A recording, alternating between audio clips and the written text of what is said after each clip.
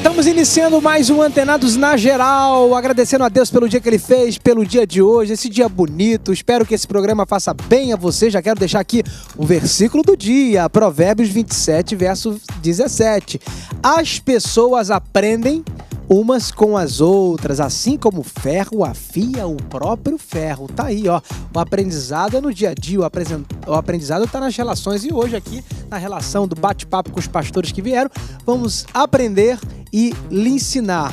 Eu sempre digo que nós levamos muito mais do que a gente traz. É verdade, o bate-papo aqui é tão bacana que a gente acaba crescendo muito e aprendendo uns com os outros. Muito bem, hoje no Antenados na Geral vamos falar sobre família, o projeto de Deus. Olha aí, para participar do programa de hoje eu convido ele que é líder do projeto Tempo é Agora, Michael Lima. Bem-vindo ao Antenados na Geral. Obrigado, Pablo, pelo carinho, é uma honra mais uma vez estar aqui com você. É uma satisfação e desejo que o Espírito Santo nos ajude. O tema é muito legal. Para participar também ele que é bacharel em teologia, é pastor na igreja Árvore da Vida, meu amigo também, Netinho Afra. Bem-vindo, Antenados. Boa tarde, graça e paz a todos, pastor Maico, pastor Pablo. Para nós é uma grande alegria estar aqui essa tarde, para nós debatermos esse tema que é de fundamental importância, não só para nós que somos cristãos, mas para todos os nossos telespectadores que vão estar aí nos assistindo. Deus abençoe. Muito bem, vamos lá. A família é a origem de tudo. O alicerce da vitória diária com Deus está dentro da nossa casa, na convivência com aqueles que amamos e possuímos uma ligação de afeto e sanguínea. Família é um sonho de Deus e por isso devemos valorizar a vida como um no lar, cuidando, amando aqueles que estão conosco. O Senhor tem que ser o centro. Se não for assim, a família vai ruir. Então é necessário compreender e entender que Deus é quem edifica o lar. Então no programa de hoje vamos falar sobre família, um projeto de Deus. Pastores, uma vez eu ouvi uma frase que dizia o seguinte: não tem sucesso no mundo que justifique o fracasso dentro da família. E é verdade, porque uma família saudável, uma família no centro da vontade de Deus, a vida do líder da família, do cabeça, ele vai ser saudável no trabalho, vai ser saudável nas relações com o próximo. Uma família destruída também leva à destruição o cabeça do lar, né? O que vocês acham sobre a importância do sucesso familiar na obra de Deus? Eu acho fundamental, até porque é claro que isso é o tema básico e um dos mais importantes de quando Deus ele cria todas as coisas, ele faz Adão e vê que o homem, não era bom que o homem ficasse só. Esse é o ponto de partida do grande sucesso da criação de Deus. Ele vê que não é bom que o homem fique só.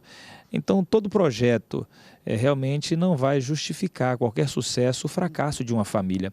É importantíssimo que as pessoas elas não percam o rumo, e a sua noção básica de que do que adianta nós ganharmos o mundo inteiro, termos sucesso, fama, e na verdade a gente isso não vai ter nenhum tipo de fundamento, né, ao chegarmos no nosso lar, ou como nós estamos debatendo aqui agora, a pessoa fizer uma pergunta, e a sua base, o seu alicerce, a sua história. Todo mundo tem uma história, todo mundo tem uma base, e eu acho isso importante. A família realmente, ela traz essa estrutura. Por exemplo, eu, antes de ser pastor, eu fui profissional de futebol. Eu tive muitos amigos que foram embora, saíram do CT, por causa da estrutura familiar. Uns ouviam lá que os pais eles tinham se separado. Então isso mexe muito com o interior do adolescente, do jovem que está ali se preparando, que tem até um futuro promissor.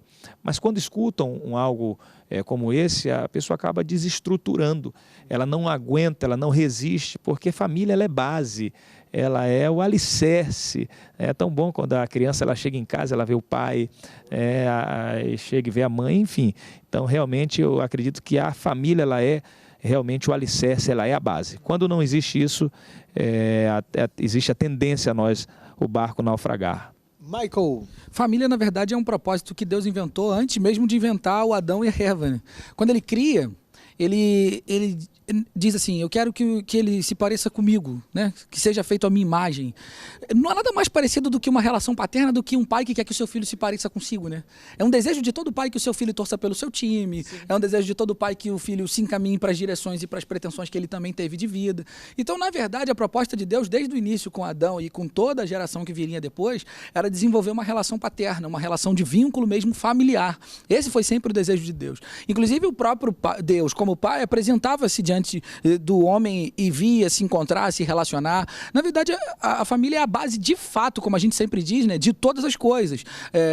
Essa intenção de Deus era criar uma família e um propósito eterno de Deus é uma família de muitos filhos e que seus filhos se pareçam com Jesus Cristo. Essa é a proposta de Deus. Vocês acham que o crescimento da rebeldia dos jovens, o homossexualismo, o relativismo que a gente encontra no dia de hoje, onde tudo é relativo, né? Essa pós-modernidade, a modernidade líquida, né? Que parece que os valores têm sido desfeitos no dia a dia. Será que esse crescimento de tudo que está acontecendo, até as próprias crises que a gente passa no nosso país, crise institucional, crise familiar, crise política, crise econômica, será que, no fundo, a gente pode encontrar um problema familiar lá atrás? Será que a família tem a responsabilidade de construir uma sociedade melhor? Da família? O que vocês acham em relação a isso? Porque eu vejo, se eu sou pai e dou uma boa educação para o meu filho, ele vai respeitar as leis do país, ele vai respeitar a esposa, ele vai respeitar a sociedade, ele vai se respeitar, ele vai amar. Então parece que a família tem uma responsabilidade muito grande para viver uma sociedade saudável. Claro que sim. Eu costumo falar na igreja e tento aplicar isso na minha vida. Eu costumo falar que filhos não obedecem ordens. Filhos seguem exemplos. Isso é uma realidade, né? Por exemplo, a palavra ela vai falar, vinde a mim. E em seguida ele diz, aprendei de mim, né? Então você vai analisar. Jesus, ele quando te convida e diz que é para nós renunciarmos, ele faz você parar e pensar. Você pensa, vê quais são as atitudes. O apóstolo Paulo fala, olha, sede meus imitadores, como eu sou de Cristo. E ele vai falar mais à frente, sede imitadores, pois, de Deus, como filhos amados. Então, filhos, é difícil obedecer ordem. Agora, ele olha os exemplos e vai como o pai faz, né? Tem até uma frase muito boba que diz, faça o que eu digo, mas não faço o que eu faço. É a oração do fariseu. É a oração do fariseu, é isso aí mesmo. Então, eu acho isso uma tremenda hipocrisia, né? Porque exemplos, né? São exemplos a ser seguidos, a ser tratados. Você vê, por exemplo, essa menina, essa Nardone, que assassinou os pais, não é isso? O que vai ser, de repente, um filho que essa menina irá ter? É claro que eu acredito que se Cristo entrar na vida dela de fato e de verdade, e o amor transbordar na vida dela, ela vai ter uma vida diferente. Mas tem um histórico, então ela vai ter que ter todo um cuidado, um zelo muito grande para que as reportagens, a história, nesse mundo de tecnologia avançada que nós vivemos, o filho ou a filha enxergar, aí o irmão dela agora, o irmão dela que foi achado muito louco de droga e tal, enfim. Daí tem aquele outro pai que jogou a filha da janela. Então os filhos seguem exemplos, né? Como que esse pai vai ser um exemplo para o seu futuro filho, para a sua futura filha. Então é muito bom o Brasil pensar nisso. Você que está em casa nos assistindo agora, é difícil, você sabe que os nossos filhos, nós damos uma ordem e automaticamente eles desobedecem, mas exemplos eles seguem. A minha preocupação, de fato, é isso aí mesmo, é a gente perceber que a família tem sido um alvo a ser atacado, né? Eu uso um termo, eu uso uma frase que eu penso que ela tem um valor muito grande. A estrutura pode mudar, o que não pode mudar os princípios, né? E às vezes a gente pensa assim, não, eu quero ter uma vida melhor para dar o que eu não tive para os meus filhos. Isso quer dizer que eu vou mudar a estrutura da vida que eu tive com relação à que eu tenho agora, ou que eu desejo ter. A estrutura pode mudar, o que não pode mudar é os princípios. O problema da gente está muito ligado, de fato, a gente achar que coisas substituem pessoas. A gente dá coisas para os filhos tentando substituir a nossa presença, tentando substituir a nossa vida ali no convívio da casa. E nesse grande problema, eu acho que é aí que está o problema. A gente abandonou os princípios, a gente rompeu com a forma de entender. E aí, nessa loucura, a gente começa a achar que as coisas valem mais do que a nossa relação com os nossos filhos ou com a nossa casa. E isso passa muito do exemplo da relação do casal, do casamento. Eu desejo muito, muito, muito que nós, como família, entendamos a importância de resgatar valores. Resgatar valores. Eu nem falo de tradições, de coisas que vieram de muito tempo que foram bacanas, mas eu acho que está muito ligado à corrupção do nosso entendimento. Por trás de qualquer traficante tem uma mãe e tem um pai. Por trás de qualquer político corrupto tem uma mãe e um pai. Às vezes, quando a gente cresce, e aí a gente vai crescendo dizendo o seguinte: você tem que ser um homem de sucesso, você tem que estudar para ser alguém na vida. Será que eu só sou alguém quando eu tenho dinheiro? Será que eu só sou alguém quando eu tenho um terceiro nível, um nível de faculdade? Será que eu só sou alguém quando eu tenho um carro, casa, ou me torno alguém aceito pela sociedade? Será que sem querer a gente também não está corrompendo a compreensão da família, oferecendo ela a conquistar coisas para passar a ser alguém na vida? E aí é nessa indução indireta a gente começa a influenciar a pessoa de que ela só é alguém e só é de fato valor quando tem alguma coisa envolvida. Ô, Michael, rapidinho, isso que você está falando aí é importantíssimo. Olha só, minha filha, ela tem 7 anos de idade. O meu filho tem 13. Aí ontem ele estava batendo um papo comigo e falou assim: papai, eu quero dar uma palavra. Quero dar uma palavra na igreja. Você deixa eu dar uma palavra na próxima quinta? Eu falei, nessa quinta. Ele falou, não, deixa eu dar na próxima quinta, porque eu vou me preparar, eu vou preparar uma mensagem. Eu achei aquilo fantástico, né? E a minha filha, você está falando sobre indução, e realmente a indução não é sinônimo de sucesso futuro. Isso não é sinônimo de sucesso, porque nem todo mundo que os pais pagam uma boa escola, põe para fazer curso fora do país, a pessoa volta e vai trabalhar dirigindo van, vai trabalhar de repente fazendo outra coisa. Tem pessoas que eu conheço que é formada em Direito, que está fazendo tá trabalhando em outra área. Mas minha filha, por exemplo, está falando sobre indução. Eu, como pai, o nosso desejo é que realmente os nossos filhos cresçam, sejam bem-sucedidos, alcancem o que nós não alcançamos, né? Esse é o sonho de todo pai. Porém, a minha filha, ela segue exemplos. Os filhos, eles estão observando as nossas vidas. E aí ela fala assim sempre, eu digo, filha, tem que estudar. E ela fala assim, papai, eu não quero fazer faculdade. Eu falei, mas faculdade é bom, você precisa fazer. Ela fala assim, não, mas eu quero ser pastor. Eu quero ser pastora. Eu quero ser igual a minha mãe. Eu quero ser igual ao senhor, papai. Eu quero ser pastora. Vai ser uma mulher de sucesso. Vai ser uma mulher de sucesso. Glória a Deus. O exemplo dos pais é fundamental. Coisa linda, vai ser uma mulher de sucesso. Agora, assim, pensando numa família, que hoje tem muitas pessoas que sofrem com problemas familiares. Até porque são culturas diferentes, pensamentos diferentes, gerações às vezes diferentes dentro da família. O que vocês orientariam uma família que está passando uma crise? Porque com relativismo as pessoas querem se afastar. Não está dando certo, vou separar. Aí você vê uma quantidade enorme de pessoas se separando até mesmo dentro da igreja. Pastores se divorciando porque não estão querendo resistir ou lutar para melhorar. Qual seria a solução para ter uma família saudável? Porque não adianta querer mudar a outra pessoa. Eu sempre ensino isso, não queira mudar o outro, aceite e ame o outro como ele é. Porque trocar de cônjuge é trocar de problema, que vai ter problema do mesmo jeito. Então, como é que você orientaria? Como é que você orienta lá na tua igreja, pastor Netinho?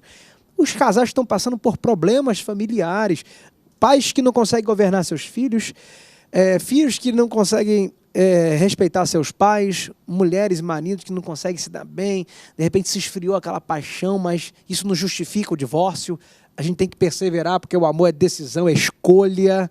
O que a gente orientaria? Qual seria uma palavra sábia para dar aí para alguém que está nos assistindo que está passando um problema familiar? Bom, é claro que eu acredito que exista pessoas muito mais experientes, como o nosso irmão, o pastor Albano, que esteve aqui a um programa aí, e pessoas muito mais bem capacitadas do que eu para falar a respeito disso.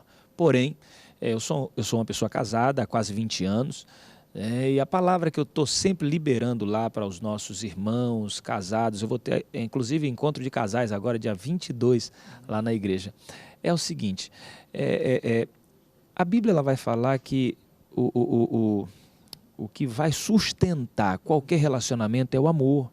É quando nós não olhamos para os defeitos. É claro que isso existe, é inevitável, nós não vamos olhar para as faltas.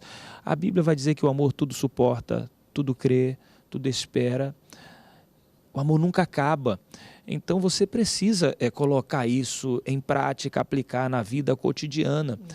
Quando nós aplicamos isso, o mundo ele separa 1, 2, 3 vezes, 4 ou até mais, porque não existe isso. As pessoas estão à procura, tem um filme chamado A Procura da Felicidade, e aquele homem, o gigantão lá, ele tinha um relacionamento com algo espiritual, ele amou a pessoa, ele amava as pessoas que batia nele, que torturava ele, que maltratava ele. Então esse filme, A Procura da Felicidade, é uma forma de nós entendermos de que quem tem essa ligação, ali não mostra Deus, não faz menção de Deus, mas fazia menção de uma ligação de algo espiritual que ele tinha. Então quem tem ligação com esse algo espiritual que nós conhecemos, sabemos que é Deus, esse Deus de amor, esse Deus dessa proposta que o pastor Maico antecedeu falando aqui, que isso é um projeto dele antes do Éden, foi muito bem colocado, parabéns. E realmente esse relacionamento paterno, familiar, para o casamento, para qualquer tipo de relacionamento, tem que existir o amor. O cristão, ele precisa pôr isso em prática. Quando põe, você abraça o mendigo, você abraça o traficante, você abraça qualquer tipo de pessoa, principalmente no relacionamento. Não pode deixar o amor acabar ou morrer. Maravilha, eu queria ouvir o Michael também, mas vamos precisar para um break, um rápido intervalo. Você que está gostando, não sai daí. Antenados volta já, já.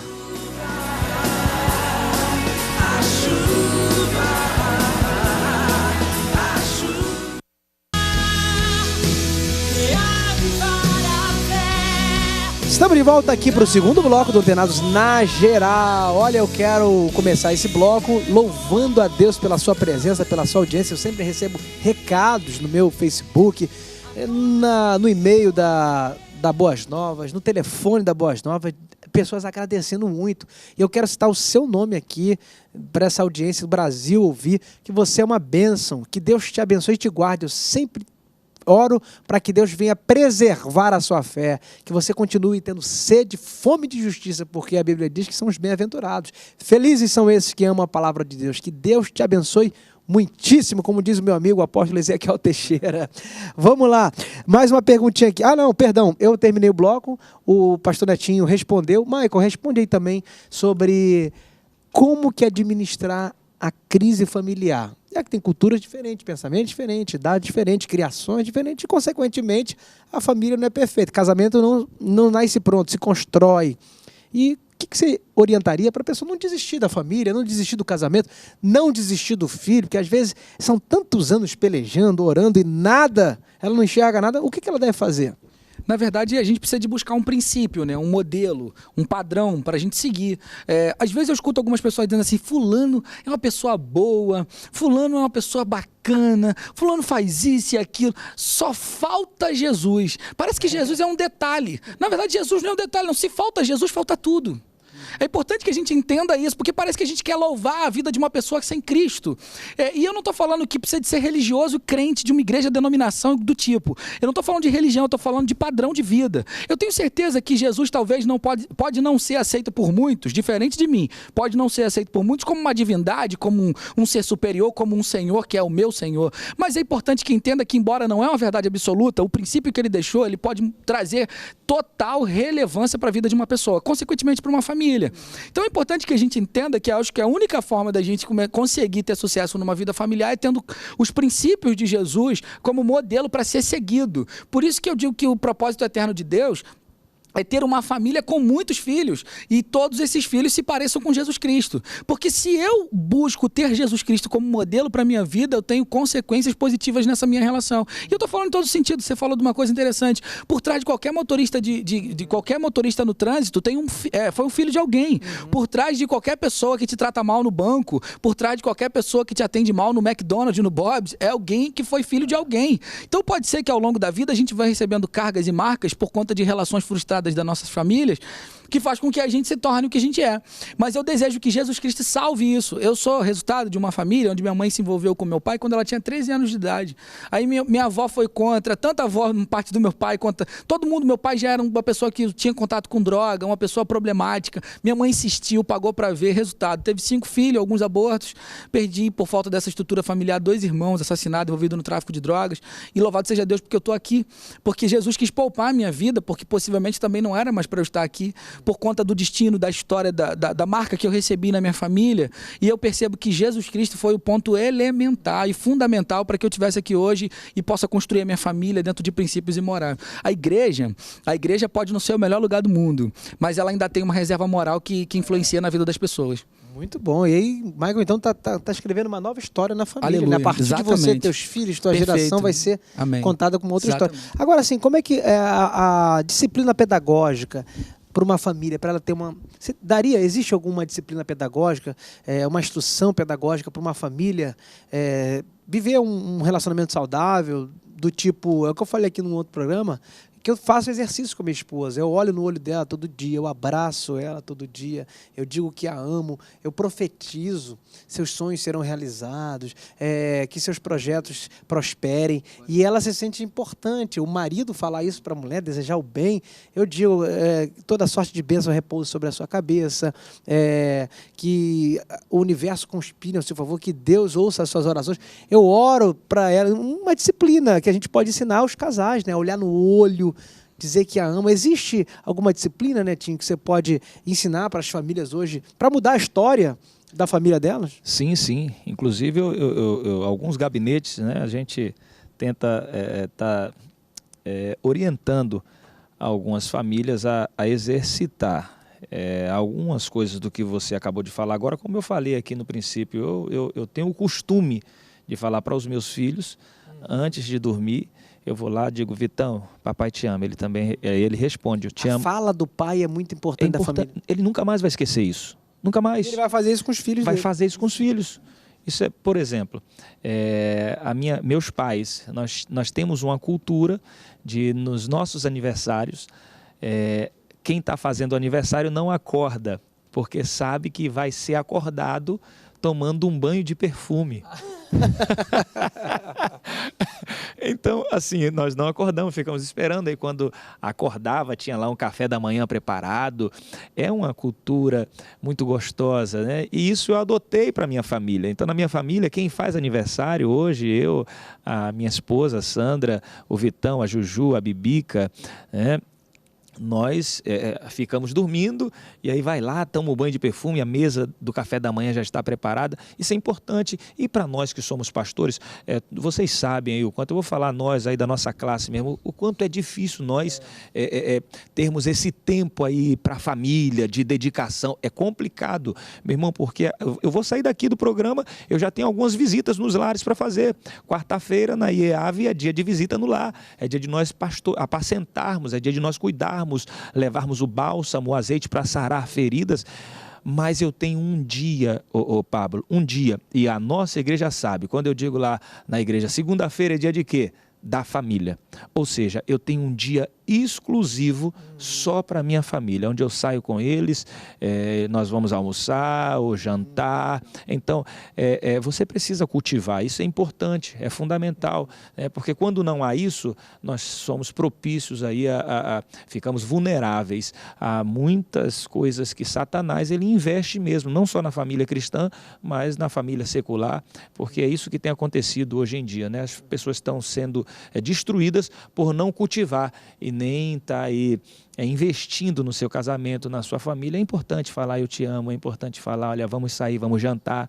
É fundamental, porque senão essa nossa categoria pastorear, nós acabamos cuidando mais dos outros do que da nossa própria casa. Então, acho que os pastores, né, líderes, enfim, precisa tomar esse cuidado. Separar um dia, sequer, para a sua família. Eu estou falando que eu separo um dia, é um dia exclusivo, especial. Um tempo de qualidade. Um tempo de qualidade. Gostei, irmão. Gostou dessa? Tempo de qualidade para a família. Porque às vezes eu trabalho com... O pastor Michael não gosta muito de nome, não. Mas eu vou... Mas eu vou colocar isso lá. Tempo Gostei, de qualidade, legal. porque às vezes tu passa... Segunda-feira é dia da família, tempo de qualidade. Tempo de qualidade, pronto. E um jovem, Michael, como é que você trabalha com muitos jovens, né? O que você orientaria o jovem, o tempo ideal para casar? Qual tipo de pessoa que ela deve procurar para casar? Qual seria a orientação? Como é que a gente deve formar uma família? Com que tipo de cônjuge a gente deve procurar? Verdade. E os pontos principais? Legal. Eu uso um termo que é... A igreja que eu estou pastor é uma igreja de pastoreio. Usando aquele texto que Paulo fala para Timóteo na cadeia, Paulo fala para ele assim, Timóteo, não bebe mais só água. Bebe um pouco de vinho por causa das tuas frequentes dores de estômago. Eu já tinha lido esse texto dezenas de vezes, mas eu nunca tinha entendido o cuidado. Eu não estou nem discutindo se beber vinho é certo ou errado, eu estou discutindo sobre o cuidado de alguém que está preso, preocupado com um garoto que está pastoreando a igreja, mas ele não está preocupado com quantas pessoas se converteram naquele culto último e quanto foi a entrada, quem vai se batizar no próximo batismo. Ele está preocupado com o estômago do garoto. Então, ou seja, eu costumo dizer que a igreja que eu ando é uma igreja de pastoreio, uma igreja de cuidado. Então, como a gente tem muitos jovens solteiros que andam com a gente, que tem como modelo a nossa vida, a gente usa isso, o principal fundamento e as motivações para fazer, que eu acho que esse é o grande problema. O problema é que o jovem ele é muito afoito, ele é muito do imediatismo. E aí, além disso, existe uma diferença de atração entre homem e mulher. A mulher, como você falou, perfeito para sua esposa, as coisas que você diz para ela e declara sobre ela. Porque a mulher, ela se atrai por aquilo que ela ouve. E o homem se atrai por aquilo que vê. Então, o maior problema do homem na hora de fazer uma escolha é que ele normalmente vai ser seduzido pela aparência. E o problema na hora de ser seduzido pela aparência é que ele pode estar comprando gato por lebre. Esse que é o problema. E aí, com uma motivação simplesmente aparente, tudo que é fundamentado na aparência, consequentemente, tem um prazo de validade. Porque a aparência não dura para sempre. O dinheiro não dura para sempre, a beleza não dura para sempre. Então, a fundamentação da vida de quem quer ter uma relação familiar sustentada e principalmente eterna, duradoura, ela precisa de ser sustentada no amor. Agora, amor é um negócio que não vem desse mundo. Ele vem de um outro panorama de compreensão de vida. A gente precisa de entender que o reino do Pai é feito de amor. O reino do nosso Pai não é feito de aparência. Então, quando a gente dá algum tipo de orientação, a gente faz a pessoa principalmente entender que o que deve unir duas pessoas é o amor a Deus. Imagina, as pessoas dizem que eu sou uma bênção. Você imagina eu casado com uma Maica, uma mulher tão apaixonada por Jesus, uma mulher tão desesperada por fazer pessoas amarem a Deus. Você imagina duas pessoas casando com o propósito não de serem felizes, mas de fazer outras pessoas felizes com o amor que elas têm um pelo outro e, consequentemente, por Deus. Na verdade, as famílias estão sendo fundamentadas simplesmente numa satisfação. Quando é crente religioso, eu quero casar para poder fazer sexo e ninguém me julgar. E quando é simplesmente normal, sem nenhuma compreensão religiosa, as pessoas querem casar por uma motivação. É sexo. E também por uma pressão familiar. Às vezes a gente precisa de entender que nem sempre a gente vai ser o padrão dentro dos padrões que estabeleceram como fundamentação. Pode ser que eu case e vá morar na África e viver como casado e só com a minha esposa seja muito mais fácil evangelizar a África do que ter 7 filhos. Por exemplo, eu tenho alguns sonhos e os meus sonhos nem sempre, consequentemente, serão realizados se essa não for a vontade do meu pai para minha vida. Mesmo que o sistema dessa vida e o sistema desse mundo me empurre e me pressione, eu preciso de manter a minha paixão, principalmente por Jesus, para ter uma família bem-sucedida. Maravilha. Pastor Netinho, eu ouvi um pastor dizendo o seguinte, para você procurar uma pessoa para casar, veja se com 50, 60 anos de idade, você vai ter prazer de conversar com ela. Porque o restante é transitório. Verdade. Falando de beleza aqui, às vezes, nossa idade, né, 35 anos, 34, 40, ainda está nesse fogo, nessa coisa de valorizar a estética, ainda mais no mundo que a gente vive, que a ética da estética é o que tem reinado até no mundo evangélico, né? Quem é mais bonito, quem prega mais, quem tem mais visibilidade, quem é o mais famoso, é o que é mais convidado. Quem tem mais like. Quem tem mais like, né? Infelizmente tem isso, né, cara? Mas e aí, Netinho, como é que você orienta o jovem na tua igreja, baseado no que a gente está falando? Pastor Pablo, foram mais de 15 anos pastoreando jovens. Mais de 15 anos pastoreando jovem. Você foi um jovem que passou na minha gestão, né? Eu sou orgulhoso de ver o Pablo hoje pastor. Uma bela gestão, era aquele tremendo, coral enorme, todo mundo cantando, coisa linda. Eu sou um pastor realizado. Se fosse só você que estivesse aqui hoje, não só por estar trabalhando no Antenados, mas por ser o pastor bem-sucedido e o primeiro pastor surfista campeão. Olha aí a vitória! De tudo, olha, bom marido, bom marido, bom fantástico, fantástico. Então eu sou um pastor realizado por estar vendo você hoje na bênção total. Fora um mundo de pastores formados, diáconos, presbíteros, diaconisas, não só aqui no Rio, mas fora também. Bom, algumas pessoas, o pastor Maico, achavam que eu era contra o namoro E na verdade não Também? não é que eu seja contra sofro o isso. namoro.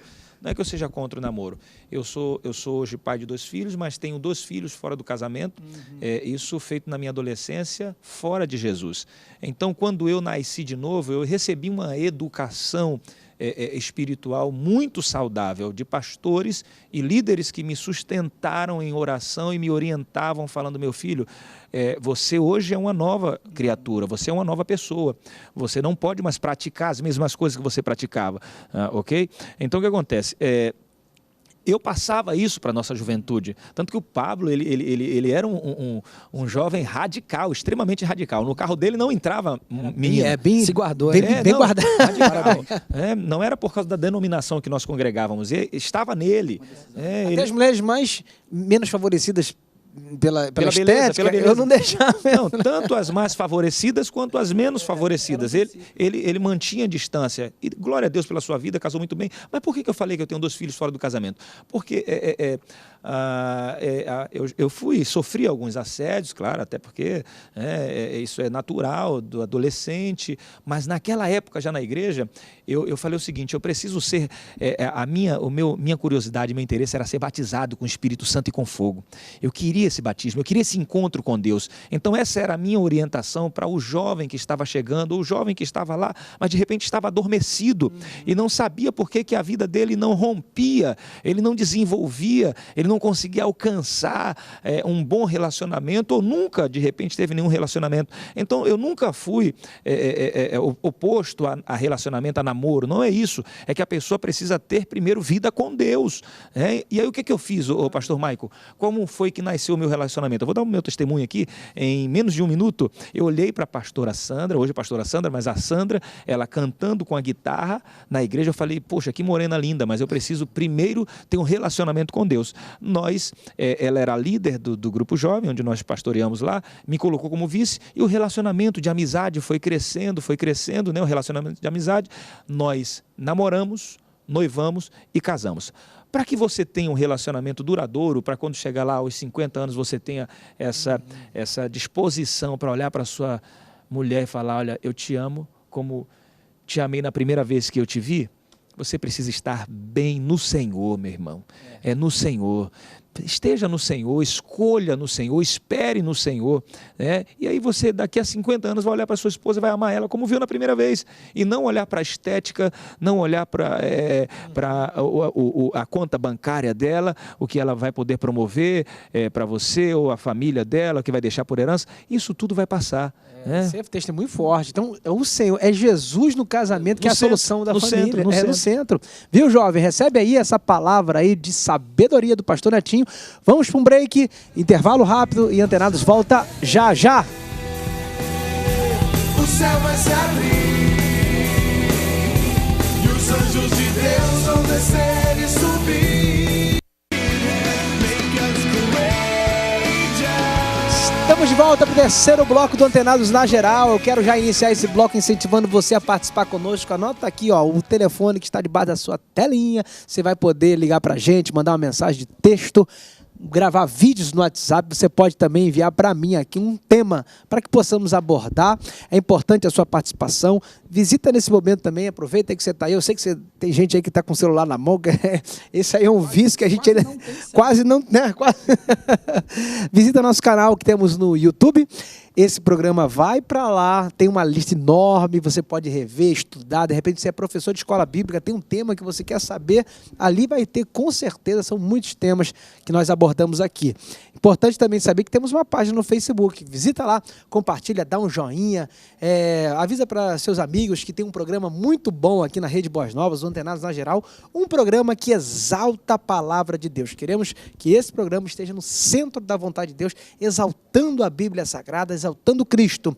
Cristo como chave hermenêutica, Jesus como centro desse programa, porque eu sei que Jesus é caminho, verdade e vida. Então é Ele que pode salvar você e abençoar as nossas vidas. Vamos lá? Pastores, como manter uma família saudável espiritualmente? Espiritualmente. Como é que você faz para ensinar Netinho, os seus filhos no caminho do evangelho, espiritualmente? Você trata com amor, beijando, desejando bem para ele, mas existe alguma... Até falando, o Marco falou aqui no intervalo sobre catequizar. Vamos utilizar esse termo, catequizar, espiritualizar. Como é que a gente faz para espiritualizar a nossa família? Colocar ela no caminho certo, no caminho que nós acreditamos que é o caminho certo, no caminho espiritual. Pastor Pablo, eu entendo isso aí, a palavra em que o apóstolo Paulo diz que nós somos cartas vivas, né? Eu acho que o melhor ensinamento é o testemunho. É o testemunho, é a sua conduta, né? Tem uma frase que diz que a conduta ela define o homem. É claro que eu não quero com isso menosprezar o sentar em casa, o catequizar, né? Ou você colocar os ensinos, mostrar para os seus filhos. Por exemplo, eu não tenho essa dificuldade. Por quê? Eu sou um pai privilegiado, gente. Os meus filhos, eu tenho fotografia no meu telefone. Eu faço isso todas as noites, porque eu sei que daqui a pouquinho eles vão crescer, eles vão desenvolver. Meu filho está com 13 anos e a Juju está com 7. Mas quando eles chegarem numa idade adulta, eu vou fazer um álbum de fotografias que eles dormem todos os dias. Eles estão com um propósito, os meus filhos, de ler a Bíblia toda. Então, eu sou um pai privilegiado. É um propósito que eles fizeram. Então, não tenho muita dificuldade para falar, meus filhos, vamos ler a Bíblia, vamos fazer isso, olha o comportamento, você é cristão. E graças a Deus eu não tenho isso, mas pastor, qual é a fórmula, qual é a técnica? Ô, meu irmão, eu estava até falando aqui no intervalo que parece ser redundância o que nós falamos, mas é uma realidade. Jesus, como o pastor Maico falou aqui, ele não é um detalhe, ele é. Moisés olha e fala, como é que eu vou chegar lá e vou falar a quem? Ele diz o seguinte, eu falo que eu sou, ele é. Então não é redundância o que nós estamos falando, mas eu acredito que isso seja uma vida de relacionamento com profundidade. E só um detalhe, eu estou falando dos meus filhos aqui, os meus outros 2 filhos fora do relacionamento, do meu casamento agora, foi na minha adolescência. Eu quero falar aqui no programa que eu tenho um ótimo relacionamento com a Ludmila, que está lá na Bahia, em Santo Antônio de Jesus, interior da Bahia, e com o meu filho Patrick Tauan, que mora aqui em São Gonçalo, Niterói. Tem um ótimo relacionamento, beijão para todos os meus filhos. Maravilha. E Michael, assim, teve um pastor aqui que veio que ele falou o seguinte, olha, eu sou o pai, até os 9 anos parece que é formado o caráter da criança, né? Então, eu não posso deixar que a criança me domine, porque ele falou o seguinte, tem uma família lá na igreja que saiu da igreja e ele foi perguntar por que saiu, ele disse que o filho queria ir para outra igreja, eles saíram da igreja porque o filho pediu para ir para outra igreja. Aí ele disse o seguinte, olha, se você ficar vivendo a vida guiada pelos seus filhos, daqui a pouco quando você pedir para eles ir para a igreja fazer alguma coisa, vocês não vão ter mais autoridade, não é o filho que governa a família, o pai e a mãe que tem autoridade. Aí ele diz o seguinte, então por isso que eu obrigo eles a irem para a igreja, eu obrigo eles a lerem a palavra, eu crio essa autoridade como pai, né? Será que isso é saudável? Como é que você entende que a criança deve obedecer sem entender, porque a mente de uma criança ainda tem aquela mentalidade meio lúdica, ainda não entende muito o que você fala, você tem que, às vezes, impor sobre ela? Será que seria saudável uma instrução nesse perfil? Entender é fundamental. Você fazer coisa sem entendimento não vale quase de nada. Você percebe que quando Jesus conta a parábola do semeador, quando ele explica a parábola, a semente que cai pelo caminho que as aves roubam, ele diz que é aquele que ouvindo o evangelho do reino e não entendendo, o diabo vem e rouba. Naquela história de Filipe e o eunuco, ele fala assim, ó, tu tá entendendo o que tu lê? Ele estava lendo Isaías. Lá em Atos, tu tá entendendo o que tu lê? Ele diz, como é que eu vou entender se não tem ninguém para me ensinar? Essa coisa de entender é fundamental. Agora, eu só tenho um cuidado quanto à obrigação, eu acho interessante, até certo ponto, a criança que não quer ficar na determinada denominação e quer ir para uma outra que talvez tenha uma salinha com uma tia um pouco mais animada. Talvez seja interessante escutar, entender, eu não sei até que ponto, vou ser muito sincero, eu não sei até que ponto eu devo me submeter ao meu filho a respeito daquilo que ele se sente bem a fazer. Agora, a minha preocupação quanto à introdução da compreensão de Cristo na vida da criança, isso é total, fundamental, papel do pai. Agora, a minha única preocupação é se nós não somos religiosos nessa introdução. Por exemplo, a gente pode achar que alguma prática religiosa é o que é introduzir o cristianismo na criança. Agora, eu não sei se a gente ensina o nosso filho a dividir, Eu não sei se a gente ensina limite para os nossos filhos. Eu não sei se o meu filho vê eu dividindo as minhas coisas com as pessoas. Como é que o meu filho me vê tratando o fretista do posto de gasolina? Como é que o meu filho está comigo quando ele passa num lugar e eu fiz uma compra na caixa, o bom dia que eu dei, o boa tarde? Eu acho que a introdução de princípios cristãos não está ligado necessariamente à leitura de textos bíblicos. Está ligado à prática dos textos bíblicos. Então, a minha única preocupação é que a gente pode tornar crianças religiosas no futuro e não crianças que amem a Deus, consequentemente amando gente. Então, minha única preocupação, eu nem sei se eu estou conseguindo ser claro, Sim. A minha preocupação é pensar que nós não temos que criar alguém robotizado dentro de uma religiosidade. Eu estou falando de princípios, de dividir, de compartilhar. Por exemplo, se você vai fazer um bazar na sua igreja, eu acho interessante você ensinar seus filhos a escolher as roupas que eles talvez também não usem lá no guarda-roupa deles, para que eles se envolvam com a ideia de dividir as coisas. Porque senão a gente ensina falando, ou então a gente acha que ensinar é só fazendo coisas que parecem que no meio da instituição é aprovada. Pode ser que a gente vai ensinar o nosso filho que está determinada música, isso e aquilo é certo e errado, mas não vai ensinar a pessoa a ser tolerante, a respeitosa. E às vezes quando esses filhos crescem, a gente vê ele colocando seus pais no asilo, e a gente fala, nossa, que pessoa cruel, botou o pai no asilo. Fruto, mas sabe, né? Lá como É que foi que esse pai ensinou esse filho. Então eu só queria deixar claro que a criança, ela precisa de ser introduzida a princípios cristãos e não a instrumentalizações religiosas que na instituição são aprovadas ou reprovadas. Pastor Paulo, eu discordo, né, da pessoa que saiu da denominação, não sei se da sua igreja, para ir para um outro local por causa do filho. Não sei também, de repente, a idade do filho, qual é a idade real. Mas até no avião, irmão, a instrução é que para que quando se houver uma despressurização, quando a bolsinha cai, é para pôr na criança ou no adulto?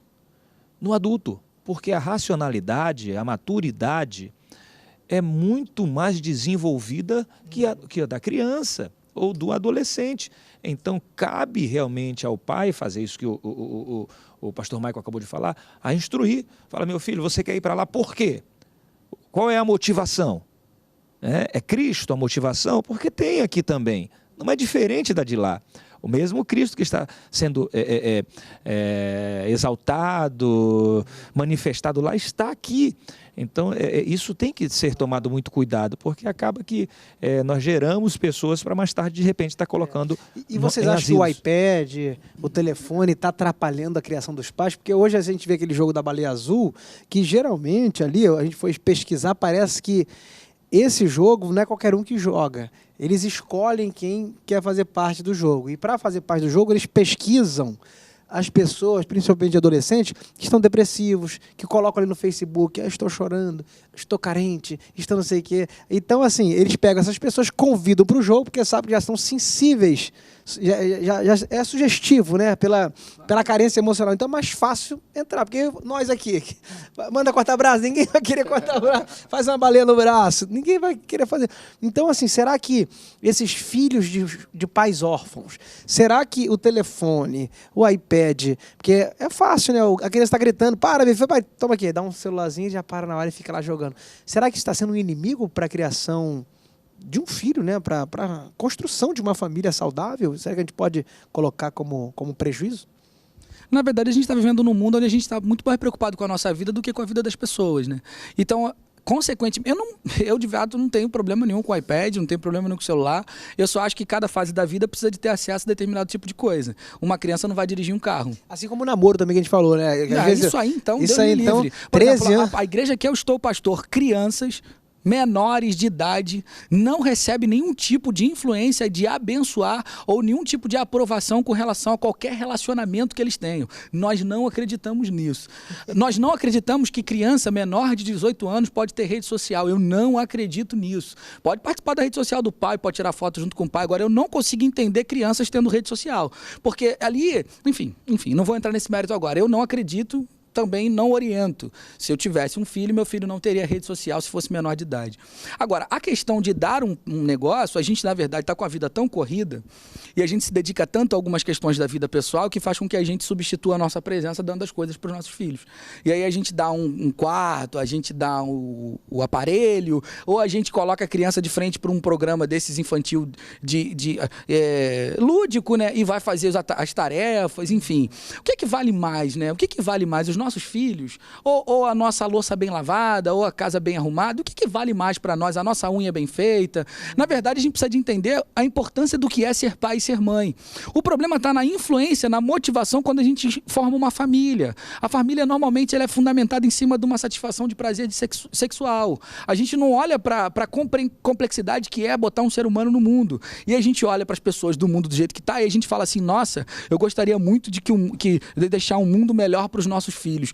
Na verdade, a gente não deveria desejar um mundo melhor para os filhos, a gente deveria deixar filhos melhores para o mundo, porque o mundo não se tornou o resultado do que tem sido se não fosse uma influência de alguns princípios que foram abandonados.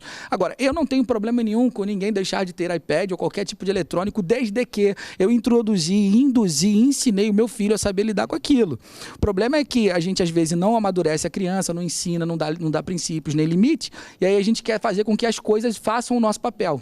Maravilha, vamos para um break, tem mais um bloco aí para finalizar com chave de ouro, e você que gosta e ama a palavra de Deus, não sai daí, Antenados volta já já!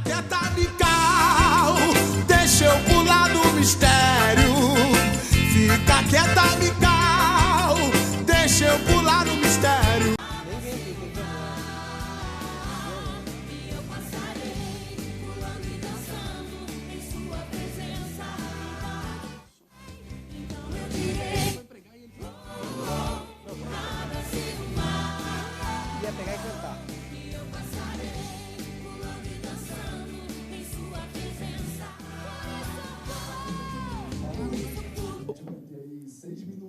Tá. Aí o que eu pegou?